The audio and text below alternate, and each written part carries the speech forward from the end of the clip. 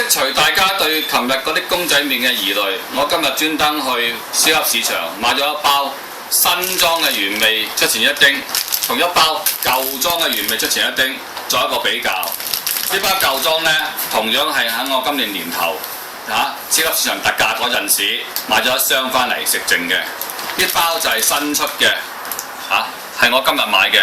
咁我而家將兩包過一過磅先。舊啲包，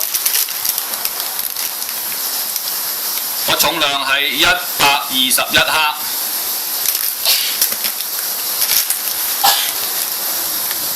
而新啲包嘅重量係106克。咁我而家又試將兩包開俾大家睇下啦。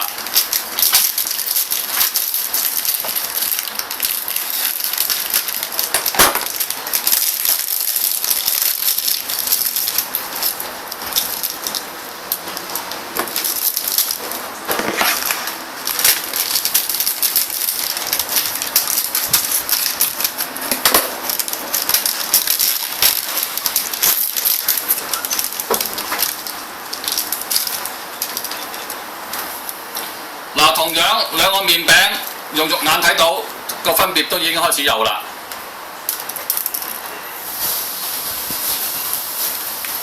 咁我將舊嗰包個麵餅放上去先，佢嘅重量係109克，而新啲包嘅麵餅個重量係得93克，好明顯。新啲包係縮咗水嘅，大家咁可以釋除咗個疑慮，話唔同包裝可能有唔同嘅重量啦。咁講完啲谷氣嘢啦，咁啊因為琴日好多人會欣賞我呢隻狗仔，其實呢隻狗仔呢，就叫做冬甩，佢冇嘢叻，食嘢最叻，有嘢食之後呢，佢就乜都得㗎啦。我而家就可以俾大家睇下，咁大家開心一下。先。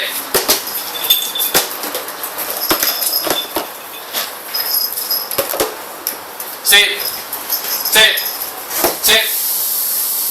啦，輕，呢隻手，輕，係啦，好，先啦，預備，針，佢知你有嘢食咧，佢就高高跳得過㗎啦，先，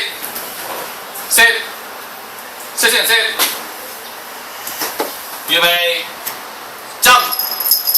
大家見到啦，佢有嘢食就得㗎啦。好，咁大家做完啲谷氣嘢，睇完我隻狗之後，係咁先啦，拜拜。